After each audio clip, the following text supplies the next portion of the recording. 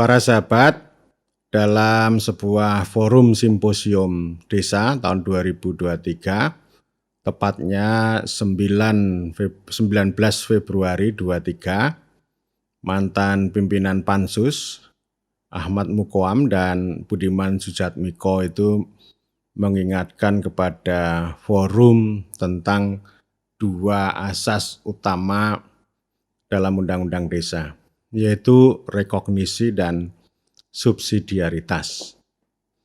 Ahmad Mukoam selalu menyampaikan kritik kepada para pihak yang tidak paham, gagal paham dalam hal membicarakan, menjalankan rekognisi dan subsidiaritas.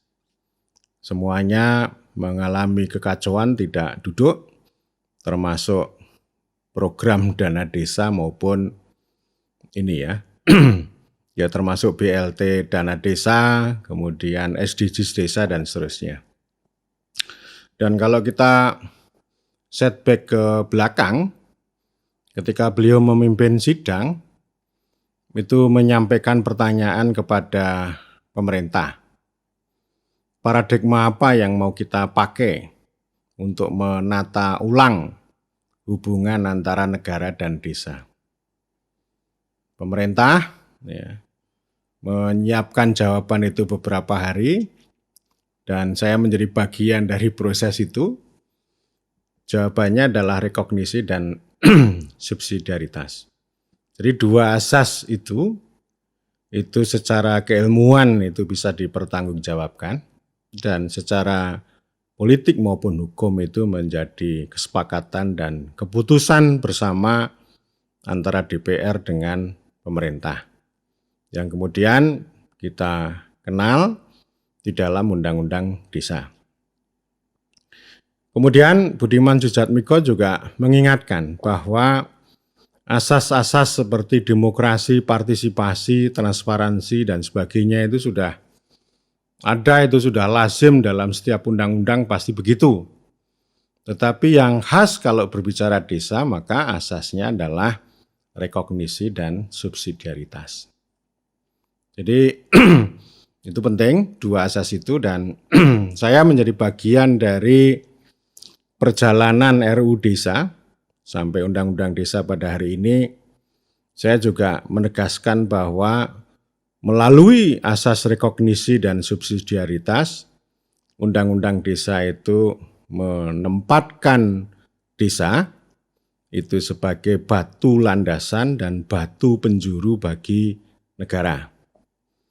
Batu landasan itu sama dengan integrasi, artinya desa itu diintegrasikan atau diserap ke dalam negara. Dan yang satu lagi, batu penjuru, itu artinya desa itu menjadi kekuatan untuk penetrasi negara ke masyarakat setempat. Bagaimanapun kita itu dualistik, tidak tunggal antara negara dan warga negara, tetapi ada masyarakat setempat. Dengan demikian, ada kepentingan masyarakat setempat dan ada kepentingan warga negara. Pemerintah itu mempunyai otoritas, mempunyai tugas mengatur, mengurus, melayani, melindungi warga negara. Desa pada hakikatnya adalah mengatur, mengurus kepentingan masyarakat setempat. Masyarakat setempat inilah yang kemudian itu menjadi poin penting di dalam asas subsidiaritas yang berkaitan dengan kepentingan masyarakat setempat, maka itu diatur dan diurus sepenuhnya oleh desa tanpa harus dicampur tangani oleh pemerintah. Pemerintah lebih baik cuci tangan daripada campur tangan, tetapi yang terbaik adalah subsidi, turun tangan. Lawan dari subsidiaritas adalah residualitas, residu. Residu itu artinya diberikan sisanya sisa. Semuanya diambil oleh pemerintah, lalu desa itu diberikan penugasan dan juga pertolongan, tentu ya. Jadi ini subsidiaritas ini lalu menghasilkan kewenangan lokal berskala desa. Tapi itu poin pentingnya adalah kepentingan masyarakat setempat. Yang sudah bolak-balik saya katakan bahwa kepentingan masyarakat setempat itu adalah penghidupan sosial, budaya, dan yang sangat penting itu adalah ekologi dan ekonomi. Ini saya ambil contoh nih. Ini air ya, air. Sebuah desa itu punya sumber air yang sangat melimpah, kemudian dipakai oleh PD PAM, perusahaan daerah air minum. Airnya diambil oleh PD PAM untuk melayani warga, terutama warga kota. Karena saluran pelayanan termasuk pralon itu tidak sampai ke pelosok desa, bahkan ke sumber air di desa itu. Dan itu sebenarnya tidak ada masalah. Artinya dengan PD PAM itu pemerintah melayani kepentingan warga negara terhadap air bersih. Oke, itu tidak ada masalah. Itu kepentingan warga. Tetapi yang jadi masalah adalah masyarakat setempat yang sangat dekat dengan sumber air itu justru tidak bisa menikmati air, tidak bisa memanfaatkan air tersebut untuk kepentingan kehidupan dan penghidupan. Sehingga sering muncul sengketa. Masyarakat setempat sering mendesak kepala desa agar tanah yang ada bangunan air itu diklaim, disertifikasi atas nama pemerintah desa, sehingga bisa dimanfaatkan, dinikmati oleh masyarakat setempat. Sebaliknya, PD PAM juga selalu melobi kepada kepala desa agar tanah tersebut bisa disertifikasi atas nama PDAM. Nah, sampai sekarang ini status quo. Jadi tanah itu tidak bertuan, tetapi secara real airnya itu dinikmati oleh warga negara melalui PD PAM. Dan masyarakat setempat itu tidak bisa menikmati air tersebut untuk kehidupan dan penghidupan. Jadi ini dualitas saya kira, dan itu ada di mana-mana.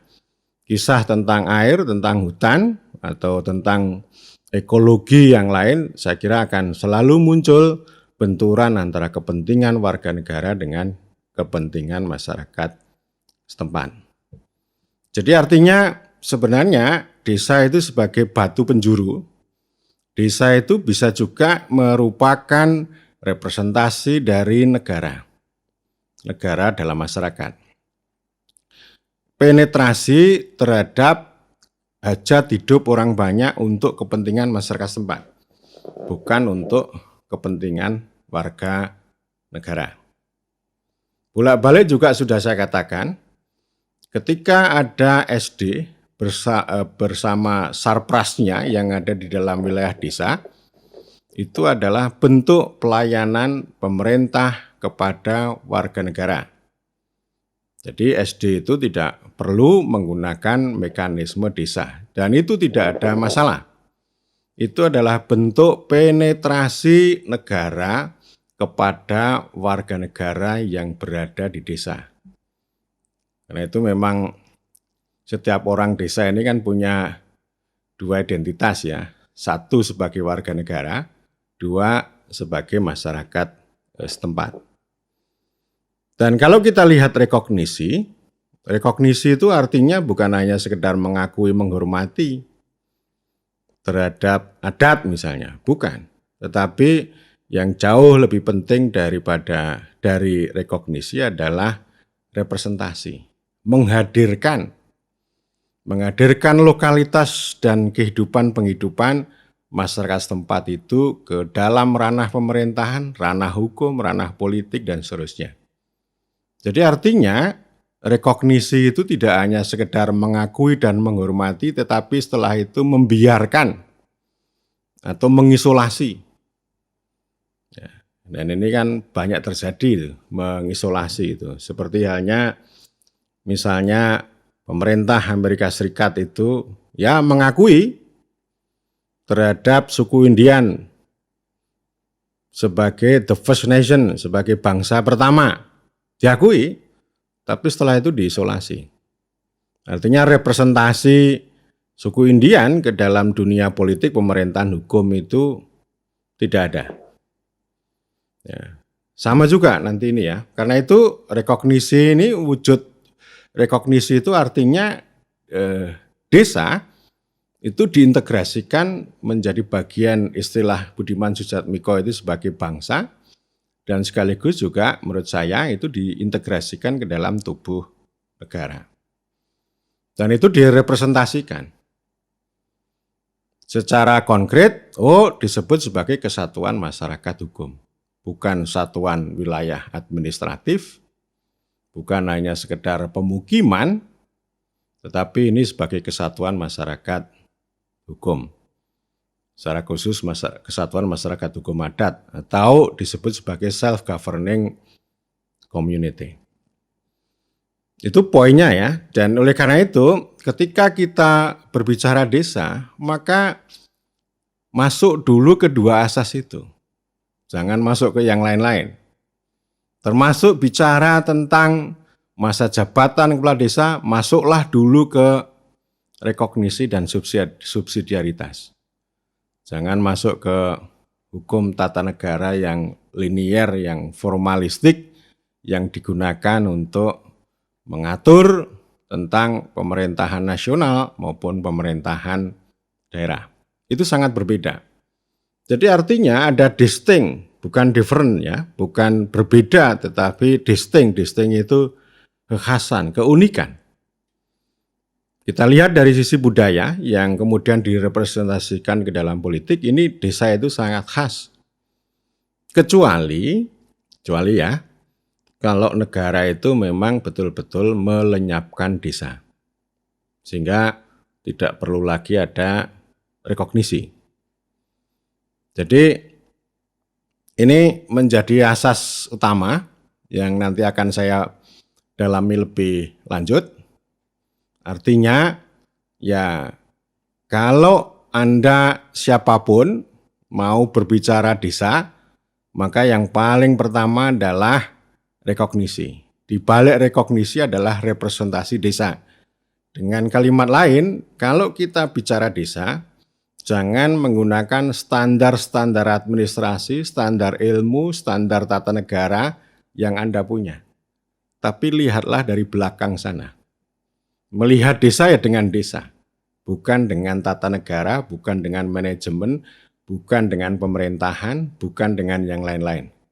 Tetapi dengan rekognisi itu artinya sebenarnya desa itu juga menghasilkan ilmu pengetahuan yang penting untuk dipelajari dan bisa juga menjadi dasar untuk literasi desa.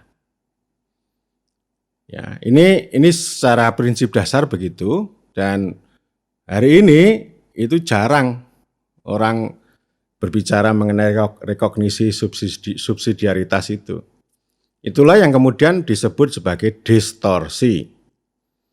Jadi undang-undang desa dengan dua asas itu adalah menempatkan desa sebagai batu landasan dan batu penjuru bagi negara, tetapi regulasi pelaksanaan dan implementasinya itu berubah bahwa negara itu menjadikan desa itu sebagai batu loncatan dan batu sandungan. Batu loncatan itu artinya negara itu memperalat desa untuk kepentingan, untuk mengurus urusan pemerintahan yang disebut dengan kepentingan warga. Misalnya stunting, contoh ini, stunting ini sektoral. Karena menjadi agenda nasional bahkan global, maka pemerintah memperalat desa untuk mengatasi stunting dengan biaya dana desa. Nah ini tidak benar ini ya. Ini tidak duduk, tidak mengikuti asas rekognisi. Tetapi Itu tidak ada asasnya, itu di luar Undang-Undang Desa. Melakukan namanya instruksi, target, mobilisasi, dan sebagainya.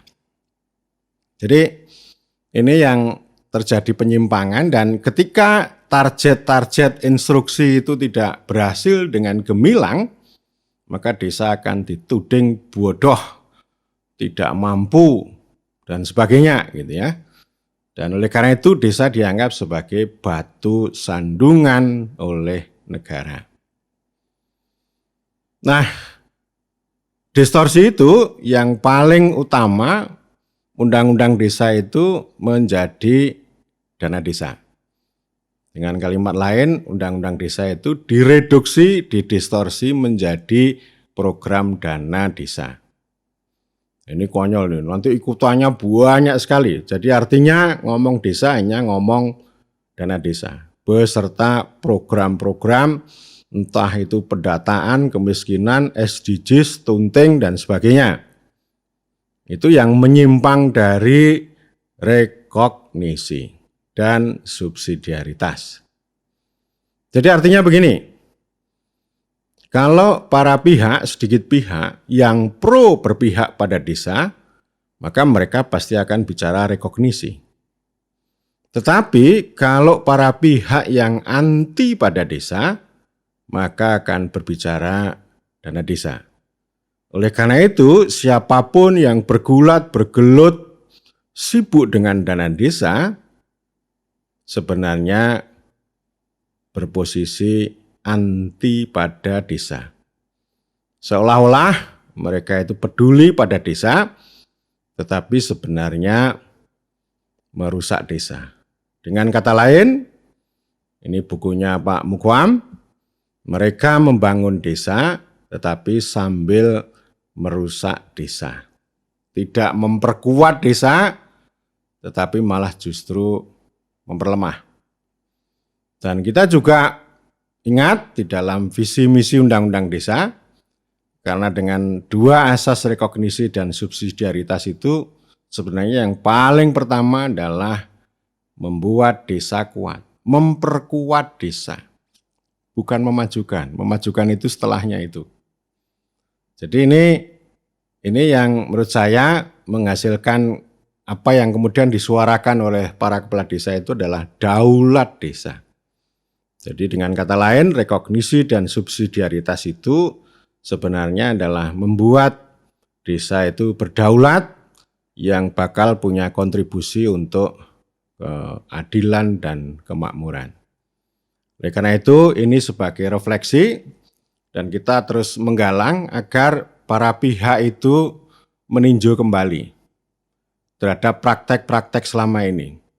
Meskipun ada kemajuan secara fisik, ada digitalisasi, ada sistem informasi dan sebagainya, tetapi desa sebagai subjek, desa yang kuat, yang berdaulat, yang punya kontribusi terhadap masyarakat adil makmur itu masih sangat jauh dari harapan dan tujuan.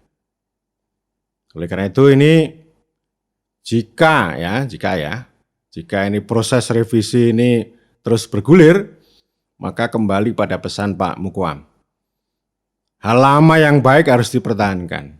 Hal baru yang lebih baik harus dicari. Nah, hal baik lama yang harus dipertahankan itu adalah dua asas itu, yaitu rekognisi dan subsidiaritas untuk desa. Terima kasih.